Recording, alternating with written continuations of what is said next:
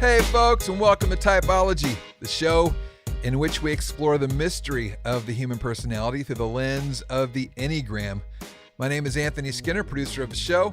We're really happy to have you join us today. We always love serving up great shows with great guests, and today is just that. The guest today, he is an entrepreneur, actor, musician, singer, songwriter, music executive, and I'm talking about the hip-hop artist Lecrae. He is quite the talent with Grammys and Dove Awards to his name. Actually, he won a Grammy with a couple buddies of mine out of LA, Ricky and Rand Jackson. They have a band called the Daylights. Be sure and check those guys out if you haven't already. But today's interview is a really good one. We get really honest about Lecrae's life, where he came from, what influenced his Threeness, a real identity crisis that he hit at the height of his fame, therapy and what it's done for him. We cover a lot of ground and we get into his book as well. I'll let Ian roll that out. But I'm so grateful that we have Lecrae on the show. He is a gift to us all and a gift to the artist community. Grateful for him, grateful to have him here. So that's it from Anthony Skinner. Without any further ado, let's get to the man of the hour, Ian Cron. Lecrae, welcome to Typology. I'm glad to be here. Yeah, man. Enneagram 3. The performer, the achiever, the person whose attention is riveted on being a success, appearing successful, and avoiding failure at all costs. Got me. Well, good. We won't have to search around for your type and make sure that it's true, right? Yeah. I thought I was a 7 early on, though. I did think I was a 7, but once I took it like 3 or 4 times, I was like, I'm a 3. Yeah. And the description sounded like you. Yeah. Oh, yeah. Oh, yeah. Healthy 3 and unhealthy 3. It's all me. All right. Wow. All right. Well, you have a book came out in October. Yep. And the title of the book is I Am Restored, How I Lost My Religion, But Found My Faith. And I was telling you before we got started, as a person who does 3 or 4 of these a week, right? I don't have an opportunity to read every book that a guest has recently put out, right? Mm-hmm. Just time does not make it possible. However, last night and this morning, I downloaded the Kindle version of your memoir, this book, right? I Am Restored, How I Lost My Religion But Found My Faith. And I read it from cover to cover. I didn't even skim, Lecrae. Wow. That's big. All right? Okay, so I want you to tell all future interviewers that the bar is high now. It's done. I'll make sure they know. No skimmers allowed. That's right. And though that means that I have some questions that I hope are a little deeper than the ones that let's do it. Let's have at it. All right. For the people listening, can you, in a brief way, give us the arc of your story as it's told in the book? Yeah. And if possible, highlight pieces of it to you that sound like the adventure of a 3, right? The life adventure of a 3. Oh yeah. Well, I would say, ultimately it starts with, neglect, abandonment. My dad wasn't around. My mom worked a lot. I experienced abuse, molestation, lots of historical childhood trauma that made me crave acceptance, crave a sense of meaning and purpose and value. Started to find that I was highly gifted in the arts. And so when I would perform, all throughout school, I would be, applauded. And of course, I was loving that. I was loving that attention and affection. There were other avenues that I felt like, hey, maybe I could receive attention and affection here, just running the streets with my friends or getting in trouble and doing things along those lines. But nothing was giving me that sense of like, I can do something, I could be successful like the arts were. And so pursued it heavily and, had a spiritual transformation and started incorporating some of those transformative things into my music and was applauded by people who, appreciated that. But what I didn't understand was that, that even in a spiritual realm, it could be very tribal. And, in a religious world, there's a lot of tribal stuff going on. And I didn't realize that people were just as messed up there as everywhere else. And so, got burned and felt like, man, I don't like this, the ridicule. And then, I just kept pursuing music, and stuff kept getting bigger and growing. And I said, oh, well, I'm gonna just keep pushing and find a new tribe. And then maybe there'll be a different tribe over here that will show me that I'm valuable and I'm loved. And eventually it led to a sense of just feeling like I was, living for everyone else's approval, living to be identified as successful in those spaces and places. And my boat ran out of gas, man. And so I had to start filling that tank up with other things, filling it up with coping mechanisms, alcohol, drugs, you name it. It's kind of like, let's find some sense of coping. Mm-hmm. And that's the downfall, the spiral, I guess. If we got to how it culminated was, I realized that I wasn't, success is not what I do compared to other people. It's success is what I do compared to what I was made to do. And I found confidence and hope in that reality and started living from that space. And it's been great. It's been a journey of restoration. You have you've actually made a really good point about threes. And that is that people tend to think of them as, they all want to make money, be successful, investment bankers, movie stars, you know what I mean? But what they don't understand is it's purely contextual. So in other words, if you're going to be a drug dealer and you just want to be the best, most successful drug dealer there is, right? If you want to be, if you're a kid growing up in the mafia, right? You just want to be a Don. You don't, right? So it's not like they all want to be investment bankers. That's what I think the stereotype is. Right. So you had opportunity to do it, to be a three on the streets. You were fortunate enough to take a right turn instead of a left turn, ended up doing that in the arts. But it's really important for people to understand that it's all contextual. It's all contextual, how that three plays out. That's good. You have a quote in the book, and I'll read it to you. Think about it like this. Have you ever wanted someone to like you? Your desire to make them like you will lead you to perform for them. You put on a front when that person is around, and you say the right things in every conversation, all with the hope of being liked. Part of this is trying to win their affection, but another part is fearing that they will eventually see the real you and reject what they see. And I'm going to read down just a little bit more. This proving creates a dangerous groove of falling into the trap of proving yourself. At some point, you will be proven wrong.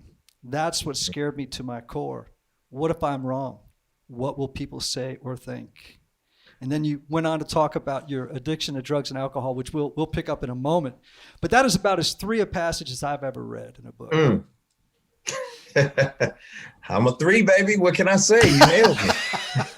But this whole idea of adopting masks in a persona, and it's like a three can walk into a room, man, and you just read it and you knew, okay, who do I have to become to make this religious tribe like me, or this group of celebrities like me, or, I just think through the book of all the different groups that you penetrated and found a home in briefly.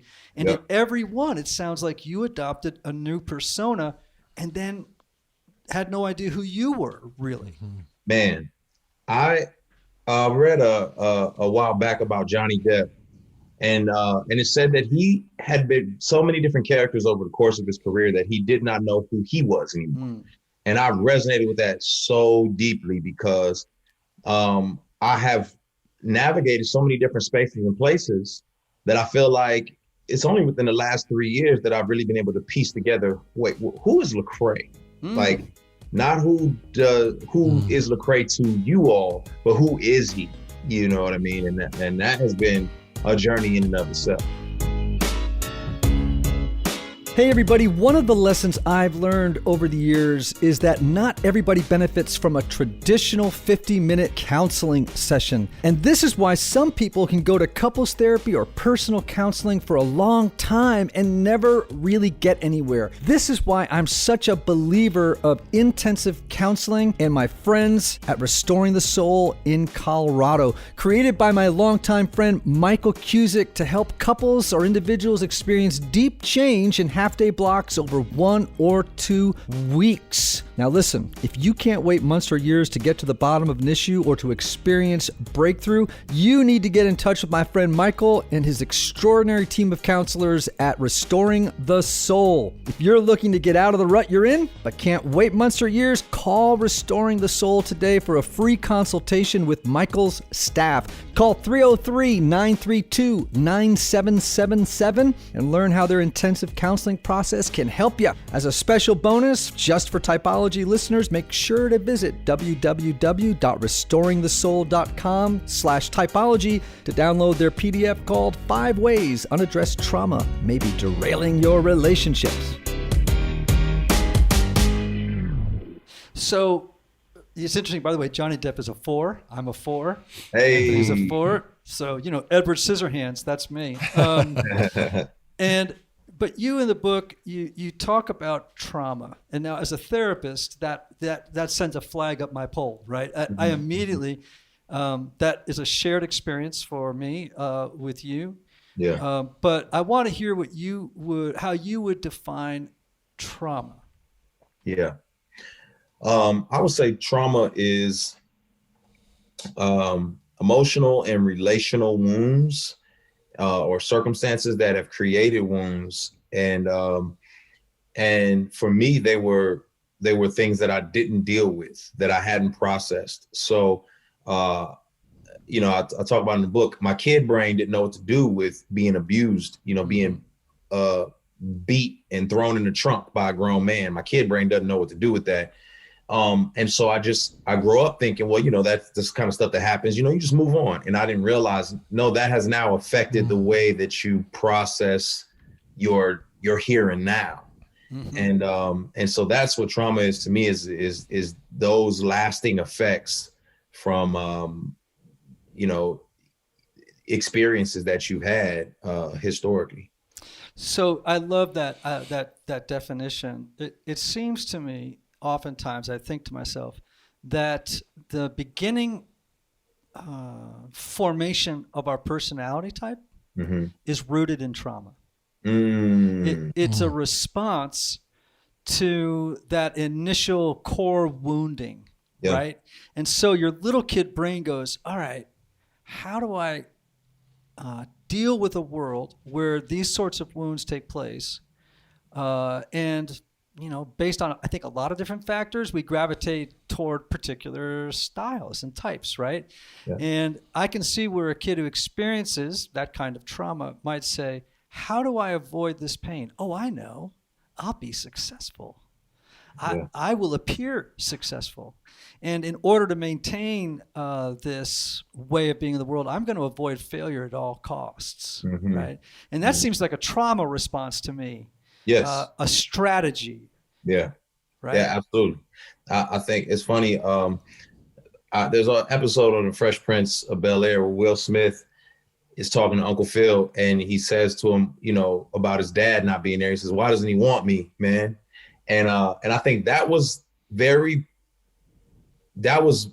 foundational for me. That shaped me as a kid, is wondering why my dad would just abandon me and never reach out, never write a letter, never make a phone call.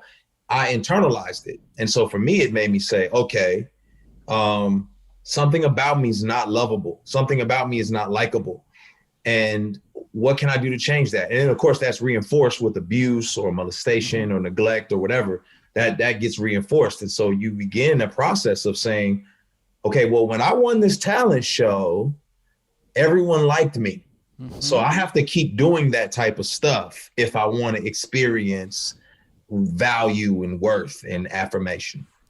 Absolutely. And you're really describing another piece of how personality comes together, which is that the reinforcement of the message that if I continue to do this, I will be loved, or I will be safe, or I won't be afraid, right? Yeah. And I think, for that 3, man, it's like you just get stroked, right? Over and over again. If you were a great athlete, it's like, oh, he's such a great athlete. And you hear that as a little kid and you go, oh, so this is how I get love. I'm going to double down on this, right? And then you just keep doubling down, right? And doubling down. It's very powerful.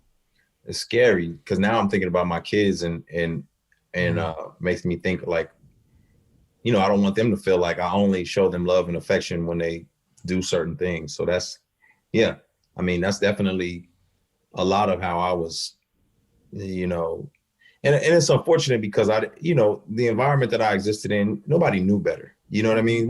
There was no tools, there was no thought on any of this type of stuff. And so it's kind of like you're just left out there. And comparatively, I felt like I was doing great because I'm looking at my cousins and my friends and I'm like, man, everyone's ending up in prison. Everyone's ending up, and my greatest fear was ending up like my father, who was a drug addict and homeless. And so, that was my greatest fear. And I was like, oh man, I'm doing great, not thinking, no, you're still coping. You know what I mean? So Right. So you just mentioned addictions in the book. You speak about your own addictions to alcohol and to drugs. And we were talking before we hit record about the fact that we share that in common. I've, had a what I would call my pharmaceutical misadventures. I've been a prescription medication addict, went to treatment for it. I had a hard journey back. It's a lifelong process for me, but I think about how there was a saying I learned early on that was addiction always begins and ends with pain. Yeah, that's what so, this sort of addiction thing, yes, it was poking around in your early life and then again later, right? Yeah. In your journey, much probably to the surprise of some of your readers, not a surprise to me, but maybe to your readers. If you could, what was the pain? Like, what was the pain that you were attempting to medicate chemically, synthetically, to cope in the world? Yeah. First of all, I want to say you nailed something there because I'm a firm believer that addiction is not something that you cure. It's the trauma that you cure. It's the pain that you deal with, Yes. So people work at it backwards, but for me, it was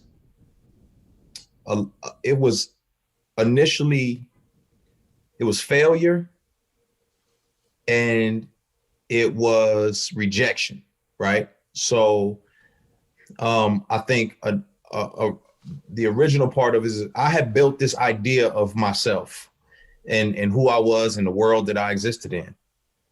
And when I started to, there were people around me who affirmed my perspective, like I would say, so oftentimes in the religious sphere, they affirm my perspective. And so I'm like, well, if they're good with me, then I'm good and everybody's good. But then there was some moments where I spoke out publicly about issues I saw in society, racial injustice and things along those lines, where people said, we don't agree with your stance here. And I was like, okay, everything I've done has been awesome. You guys love me. So maybe I said it wrong. Let me say it different because I must have said it wrong.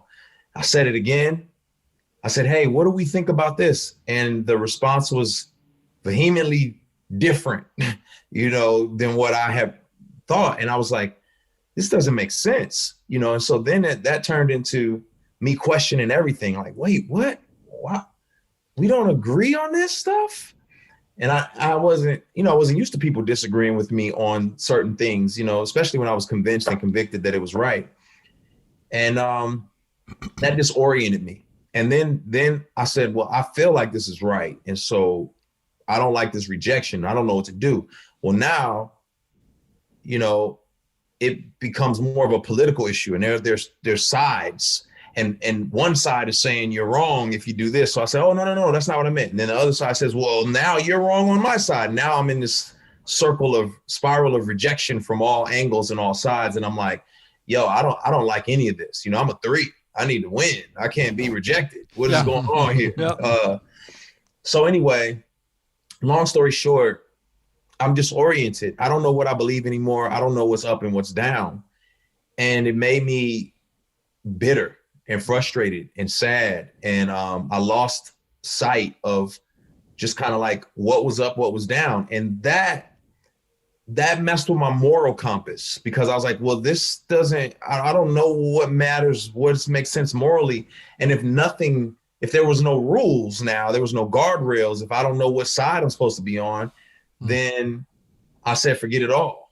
You know, and I just threw my hands to the wind because I felt alone and rejected. And then this is the last piece was, for me, it's like the cycle of shame, right? So it's like, all right, well, I don't like what these people have said, and I'm going to say something back that I probably shouldn't say out of anger.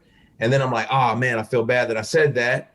And then I get rejected, or somebody says something crazy to me. And then I'm like, oh man, I feel terrible. And then I'm like, well, I shouldn't. And it goes in this cycle of like lashing out, embarrassed about your lash out. And then, you know, hiding yourself because you're afraid that if you say the authentic thing again, that you'll be shamed. And it just turned into a cycle. And I said, man, I'm tired of it. And that's when the drinking got heavier. Hey, Typology Tribe. I want to take a moment to thank our sponsors for helping us bring you what I hope is great content every week. Now, you all know I'm a big proponent of counseling. Whether you feel like something is interfering with your happiness or preventing you from achieving certain goals, counseling is a great tool to help identify what those blocks are and then work through them. Yet finding a therapist can sometimes feel intimidating, but not with BetterHelp. BetterHelp offers online counseling at your own time and your own pace. You can schedule secure video or phone sessions plus text and chat with your therapist when it's convenient for you. These are licensed professional counselors who specialize in things like depression, anxiety, stress, relationships, LGBT matters, trauma, and grief. BetterHelp has counselors available worldwide and have over 3,000 U.S. licensed therapists across all 50 states. In fact, so many people have been using BetterHelp that they are recruiting additional counselors in all 50 states. And get this, if you're not satisfied with your counselor for any reason, you can request a new one at any time at no additional cost. Best of all, it's a truly affordable option. I want you to start living a happier life today. As a listener, you'll get 10% off your first month by visiting betterhelp.com/typologypodcast. Join over 1 million people taking charge of their mental health. Again, that's BetterHelp, HELP.com/typologypodcast. TYPOLOGYPODCAST.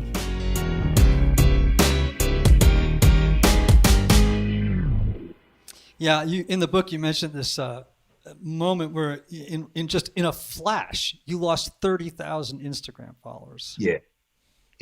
Right? That's a nightmare for a 3. Okay, good. I'm glad you felt that. Yes.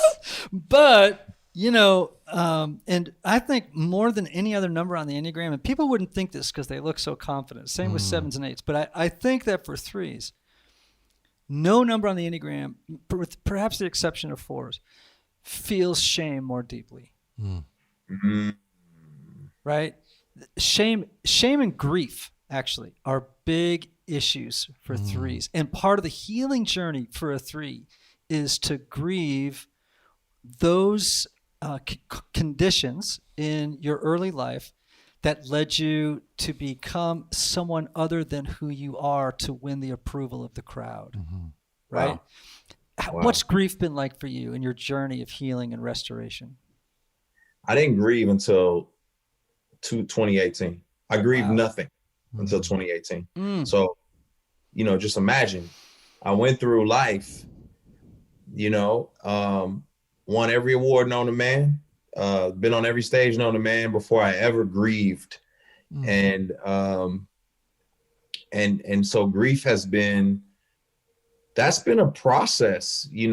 I spent probably all of 2018 and 19 grieving, which made 2020 not as terrible for me. As terrible as it was, but I grieved a lot. I grieved what had happened to me as a child. I finally felt permission to be angry and upset and sad about some of the things that had happened to me as a child. I grieved my father not being around and accepted it. I thought I accepted it because I suffocated it and kind of suppressed it. And I'm fine because I don't deal with it. So I'm fine. But that's not the reality. The reality is you haven't dealt with it because you're not fine. And so it was like, all right, let's deal with it. I dealt with it and embraced it and accepted that this is my reality. But this is what makes me who I am.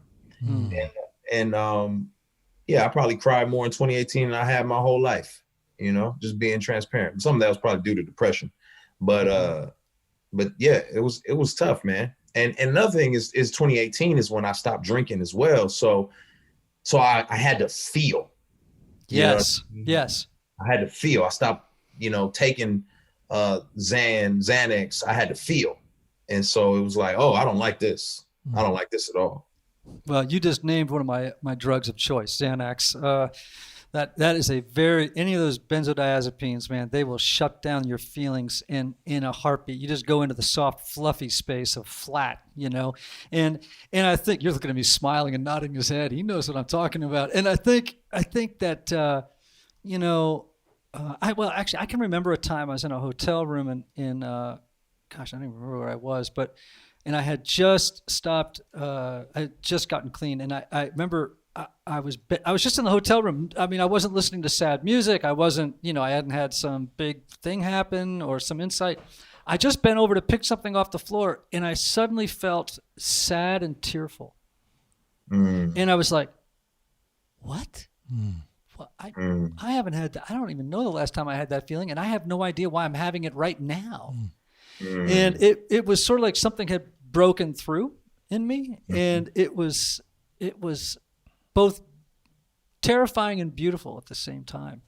And I think that is part of the journey of courage, right? Is facing what is there, what is. And so I definitely understand that feeling of having to grieve and to deeply feel what is, right? Yeah. And for threes and for every type, I'm just telling you, and for threes in particular, grief is inescapable if you want to change. Retweet. How does that resonate with you? Like, where does that bring up a specific memory, or where you are in agreement with what Ian is saying?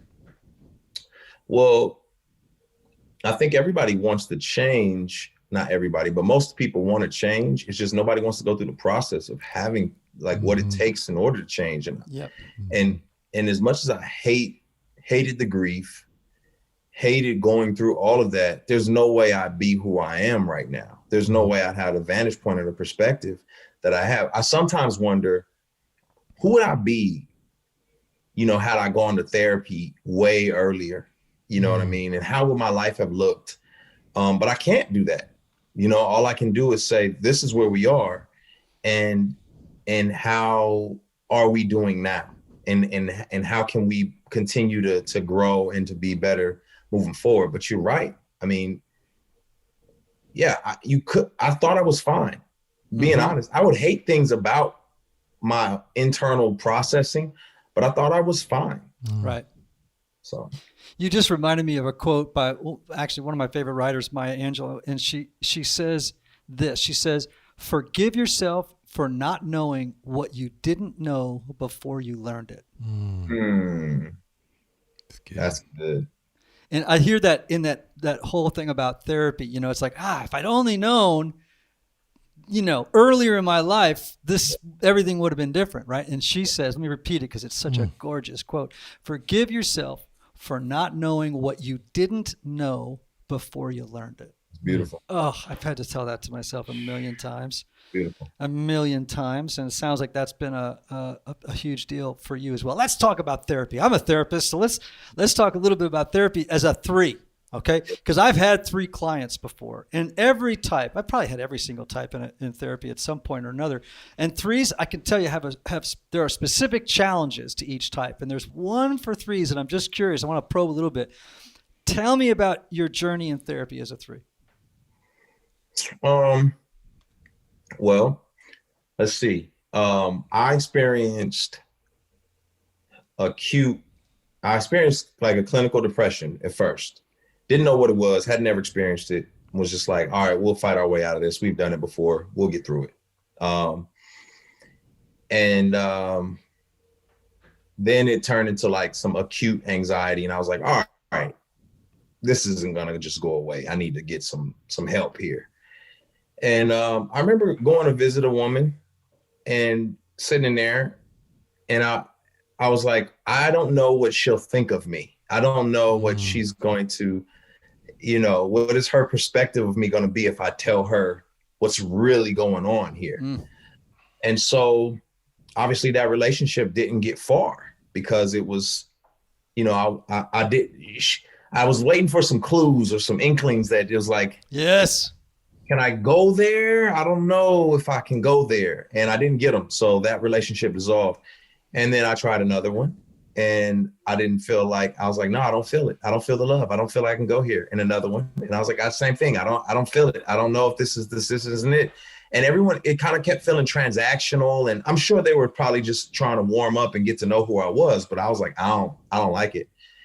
And it wasn't until my wife had gone through therapy, and she had just a phenomenal experience. And she's like, I love her. She's the best. And I was like, all right, she loves you and you love her. I'm going. And I went, and it was just a different level of like, all right, let's see what can happen. And in the first session, she just had mentioned to me like how hearing my story was painful for her. And that was what I needed. That was what I needed to hear before I could continue. Like, all right, well, if you thought that was something, let me tell you what's really going on. And from there, it just took off. It's so funny you say it, because I tell a story about a therapist I had years ago who, as I told my story, cried. And I just saw him puddle up in and he was crying the tears that I still didn't have the courage to cry. And I was like, oh my gosh, he's crying on my behalf. And of course, that opened up the possibility for me. And I think we can do that for friends. I don't think you have to go see a therapist for that, right? We can do that for each other. And you also beautifully articulated what often happens for 3s in therapy. And when I get them, I've just learned, I don't have a practice now, but when I'm around one and we're talking about issues in their life, the first instinct they have is to look in the therapist's eyes and think to themselves, what do I have? What mask must I wear in order to win their approval? Like, what do I have to say, and how do I have to appear? And, in order to answer the question, do you love me yet? Yep. Right. And what happens is, like you said, what's she thinking of me? Like, that is 3 behavior. It's like looking in the eyes to think, okay, what do you think of me right now? Do you like me yet? Am I winning you over? Am I saying those things that are going to make you feel good as a therapist? Right? Instead of the truth. Right? And so usually when a 3 starts doing that for me, I just stare at them. I don't smile. I don't take the hook. You know what I mean? Like, I'm like, okay, when you're done with the dance, then we can get down to work, and They squirm, man, when you don't bite the hook and say, yeah, you are awesome. Lecrae, I love having you in my office because you're awesome, and because you're just telling me what I want to hear as the therapist to win my approval, right? Yeah. And I don't want to hear that, man. Like, I want to hear about the grief. I want to hear. I want to see what's behind that mask. I don't want to buy your game. Wow. That's when you said that, it made me think of, the persona and the masks of the three. Has the Enneagram helped you identify those masks, and do you know when you're wearing one or when you have one on? Yeah, I think, what I always try to remember is that I'm healthiest when I want other people to win, and I'm healthiest when I'm okay with being my honest self, regardless of the consequences. Then I'm in a healthier space. When I'm selfless and want other people to win, I'm a healthy 3. When I'm selfish and only trying to protect my image and what people think of me, then I'm an unhealthy version of myself. So, mic drop, boom. Yeah. You were just describing where the 3 goes in health, right? Which is to the high side of 6, and you start to be more concerned about helping others succeed rather than being focused on being a success. You become more concerned about the team winning. Yeah. Just being one of the, like another, as we say in the rooms, another bozo on the bus. Yeah. You know what I'm saying?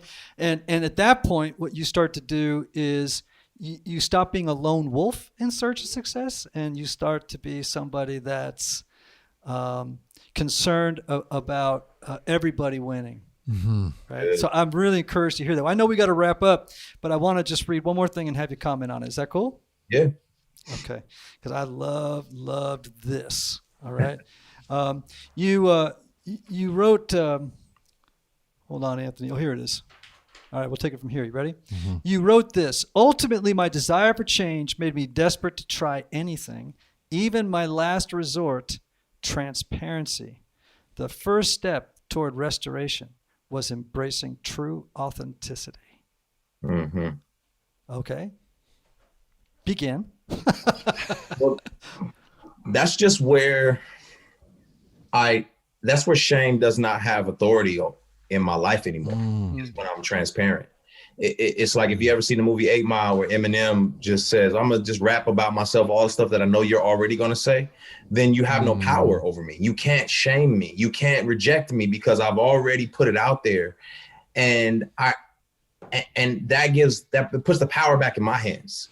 You know what I mean? It puts the power back in my hands so that I'm not believing the lies that are coming at me a million miles an hour about my worth, my value, my purpose. I'm coming from a space of truth and dignity and vulnerability, and it's giving me power. The ability to say, hey, listen, I know what I did. I know where I came from. And you know what? That doesn't define me. And I'm still valuable. I still have worth, purpose. And so to me, it's almost like it's accountability. It's like what you would call clenching the nail. Sometimes you hammer a nail through a piece of wood and you can always pull it out, right? If you get nervous, I'm pulling that out. But when I clench the nail, when I turn that piece of wood over and hammer that nail down, now I've clenched it. Now there's no going back. Mm-hmm. So when I tell the truth about myself, I'm clenching a nail. There's no turning back now. I got to be my authentic self now. There's no hiding. And that's why I think it's helpful for me. And that is, in closing, the journey of the 3. We know that the passion of the 3 is deceit, the mask wearing, the refusal to, the fear of being the authentic self. And then the journey is toward the virtue of the 3, which is authentic selfhood. Wow. Which is what you're describing so beautifully. And I also love what you said. It doesn't define me. I think about my hero Carl Jung's great quote. Where he says, "I am not what happened to me, but who I choose to become." And I hope that I don't think most people get that in life. That they do tend to define themselves by what happened to them versus the person they choose to become. And I celebrate the person that you've become. and the fact that you were on Typology today, Anthony. Woo-woo. That was one of the best 3 conversations we've ever had. That was strong. I love it. I'm grateful for you. And Yeah. so I appreciate We're you. grateful for you. I hope we get a chance to meet in person one day. If not, every good thing to you, and on that journey of a 3 toward integration and authentic selfhood. Thank y'all. All right, Appreciate take care. All right. Much Thanks. love.